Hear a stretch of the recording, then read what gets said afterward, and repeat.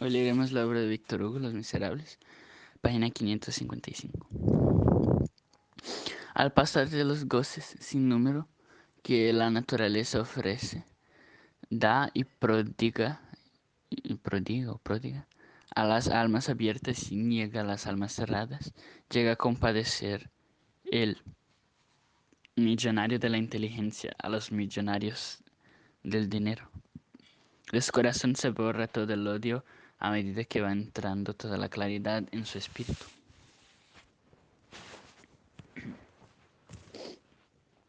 Por otra parte, es desgraciado. No, la miseria de un joven no es nunca miserable.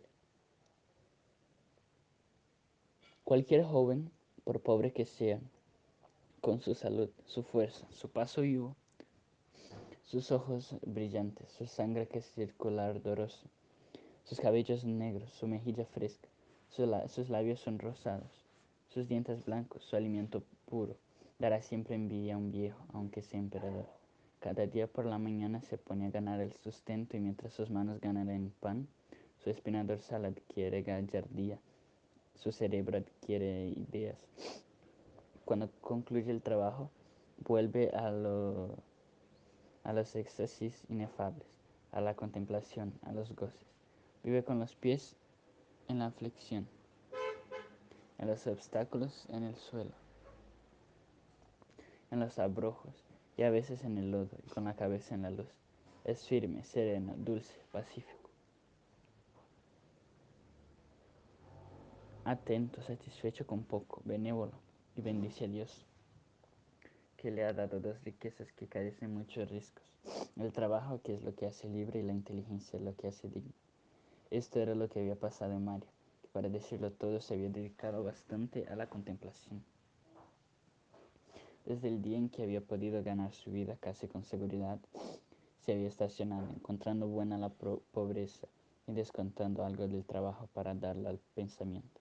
Es decir, que pasaba días enteros meditando, sumergido y abstraído, como un visionario en las muchas voluptuosidades del éxtasis y de la irradiación interior. Había planteado de este modo el problema de la vida: dar el menor tiempo posible al trabajo material para dar el mayor tiempo posible al trabajo impalpable. En otros términos, dedicar algunas horas a la vida de real y el resto al infinito. No advertía, creyendo no carecer de nada, que la contemplación incomprendida no de esta manera concluyó por ser una de las formas de pereza, que se había satisfecho con dominar las primeras necesidades de la vida y que descansaba demasiado pronto. Era evidente que para esa naturaleza enérgica y generosa, esto no podía ser más que un estado transitorio, y que al primer choque con las inevitables complicaciones del destino, Mario despertaría. En tanto, y aunque fuese ya abogado y a pesar de lo que pensaba el señor Gillenormand, no informaba, no ponía siquiera un pedimento. La meditación le había alejado de la abogacía. Tratar con los procuradores, ir a la audiencia, buscar causa, todo esto le cansaba. ¿Y por qué había de hacerlo? Ninguna razón veía para cambiar de modo de vivir. El librero comerciante y oscuro le daba ya un trabajo seguro, un trabajo poco penoso y, como acabamos de ver, le bastaba. Uno de los libreros para quienes trabajaba el señor Magimel, creo, le habría ofrecido alojarse en su casa, alojar bien, darle un trabajo regular y 1.500 francos al año. Estar bien alojado, 1.500 francos, es verdad, pero renunciar a la libertad, estar asalariado, ser una especie de literato hortera. En el pensamiento de Mario, aceptar esta nueva posición era llegar a estar mejor y peor al mismo tiempo. Ganaba en bienestar y perdía en dignidad. Era una desgracia completa y hermosa, que se cambiaba en una incomodidad fea y ridícula. Una cosa así como un ciego convertido en tuerto. No quiso aceptar el trato. Mario vivía solitario, a causa de la aflicción que tenía permanecer extraño a todo y también a causa de haberse asustado demasiado. Demasiado. No había entrado decididamente en el grupo presidido por Enjolras. Había quedado como buenos amigos. Estaban dispuestos a ayudarse mutuamente en la ocasión de todas las maneras posibles, pero nada más. Mario tenía dos amigos, uno joven, Courfeyrac, y otro viejo, el señor Mabeuf. Se inclinaba al viejo porque le debía, en primer lugar, la revolución que en su interior se había realizado, y en segundo lugar, haber conocido y amado a su padre. Me ha hecho la operación de la catarata, decía. Ciertamente la intervención de aquel mayordomo había sido decisiva, y sin embargo el señor Mabeuf no había sido en esta ocasión más que el agente tranquilo e impasible de la providencia. Había iluminado a Mario por casualidad y sin saberlo, como hace una vela que lleva cualquiera. Había sido la vela, no el cualquiera. En cuanto a la revolución política interior de Mario, el señor Mabeuf era incapaz de comprenderla, de quererla y de dirigirla. Como hemos de encontrar más adelante, el señor Mabeuf no estará de más que digamos sobre él algunas palabras. Cuarto, el señor Mabeuf. El día en el que el señor Mabeuf decía a Mario, ciertamente yo apruebo las opiniones políticas, explicaba el verdadero estado de su ánimo. Todas las opiniones públicas le eran indiferentes, todas las aprobaba sin distinción, con tal que le dejasen tranquila, del mismo modo que los griegos llamaban las furias, las bellas, las buenas, las graciosas, las eumenides. La opinión política del señor Mabeuf consistía en amar apasionadamente las plantas y sobre todo los libros. Tenía como todo el mundo, su determinación en ista, sin la cual nadie hubiera podido vivir con esto en aquel tiempo, pero no era ni realista ni bonapartista, ni carlista ni orleanista, ni anarquista. Era librista. No comprendió que los hombres no tuviesen más ocupación que odiarse por necesidades como la carta, la democracia, la legitimidad, la monarquía, la república, etc. Cuando hay en este mundo tantas clases de musgo, de hierbas y de arbustos que podía contemplar, y montones de libros en folio y aún en 32avo que podían hojear, se cuidaba mucho de no ser inútil. Tener libros no les impedía leer, y el ser botánico no les impedía ser jardinero. Cuando había conocido a Pontmercy, había nacido entre el coronel y él la simpatía porque lo había llegado a porque hacía, y la simpatía por lo que el coronel hacía por las flores, por lo que él hacía por las flores. El señor Mabeuf había llegado a conseguir peras de semilla tan sabrosas como las de San Germán. De una de esas combinaciones ha nacido lo que parece el Mirabel de octubre, tan célebre hoy y no menos perfumado que el Mirabel del verano.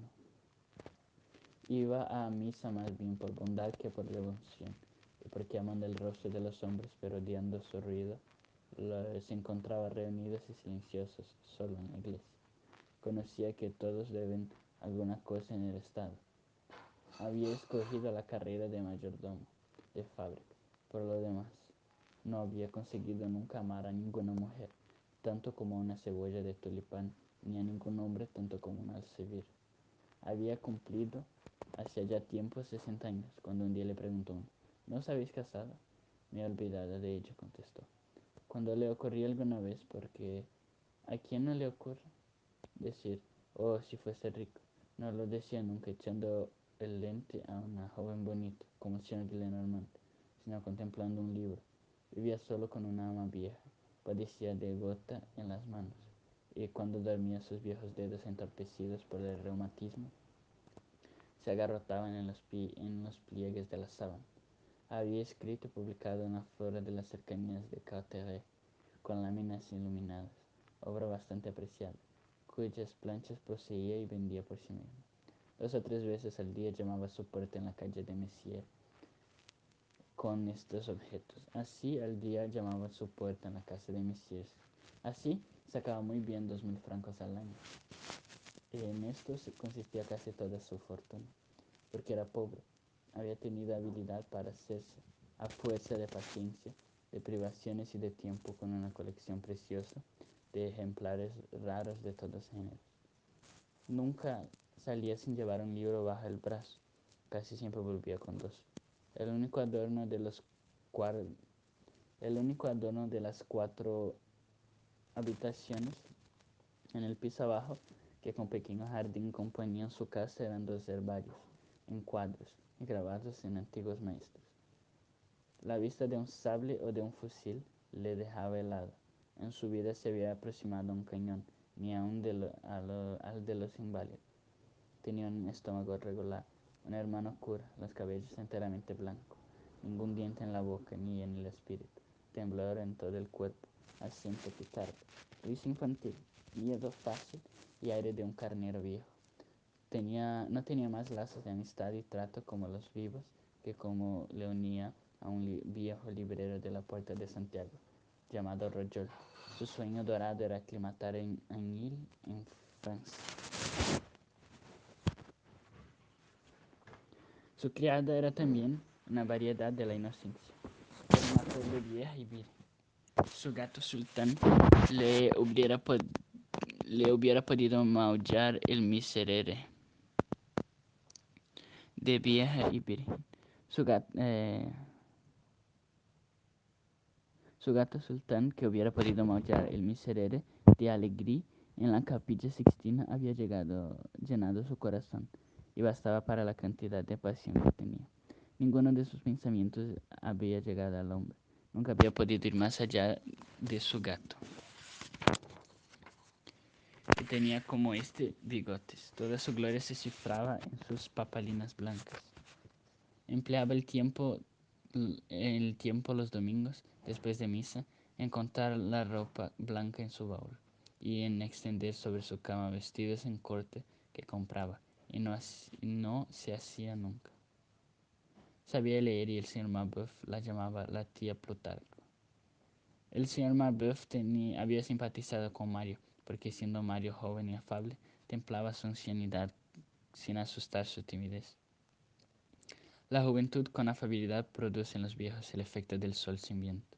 Cuando Mario estaba saturado de gloria militar, de pólvora de cañón, de marchas y contramarchas, de todas aquellas prodigiosas batallas que su padre había dado y recibido tantos sablazos, se iba a ver el señor Mabeuf, y éste le hablaba de los héroes bajo el punto de vista de las flores.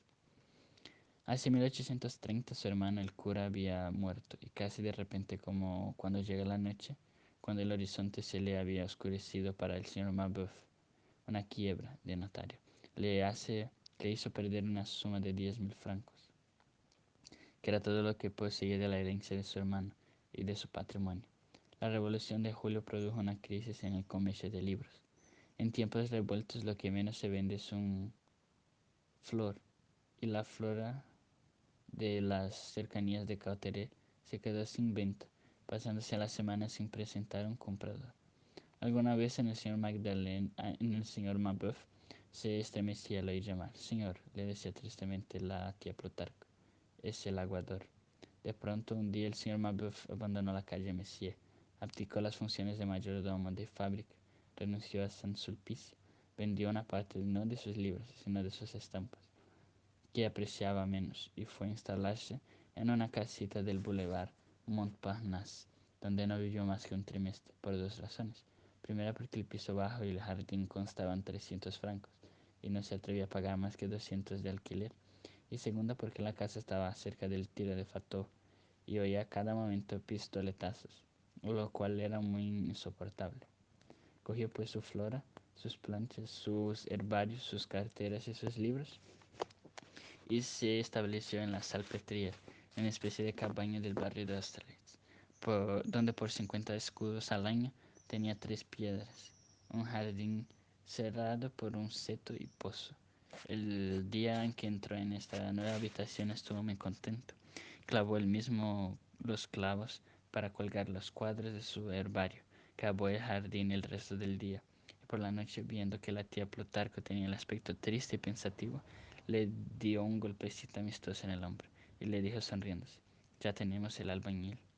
Solo 2 visitantes, del librero de la Puerta de Santiago y Mario, eran admitidos en su cabaña de Austerlitz, nombre algo guerrero, y que por lo mismo era bastante desagradable.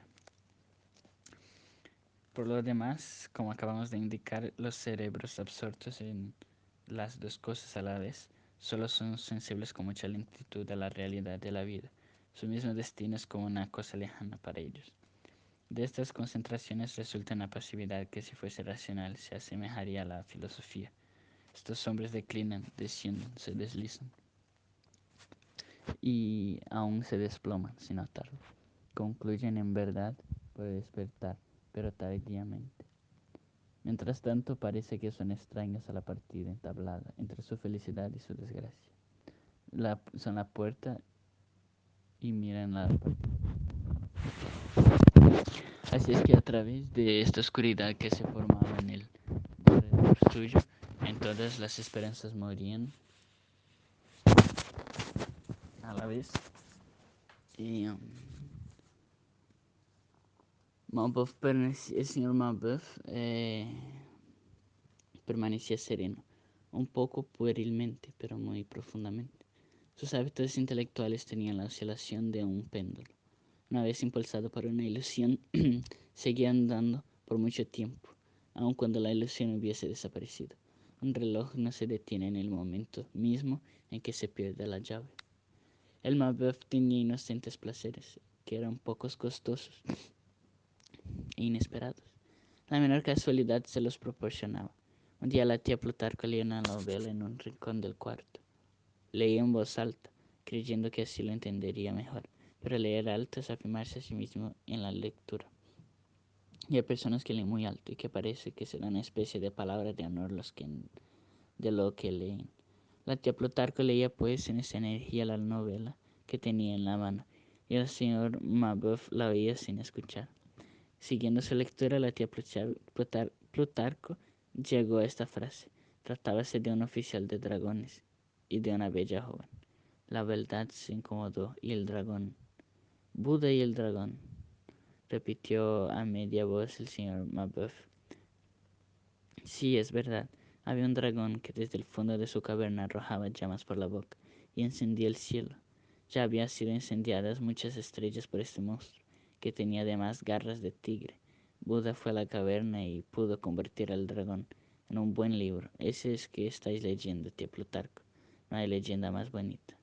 Y el señor Mabeuf cayó en una deliciosa meditación. En francés, la belle Buda et le dragon. Buda se enojó o incomodó, y Buddha es el dios Buda.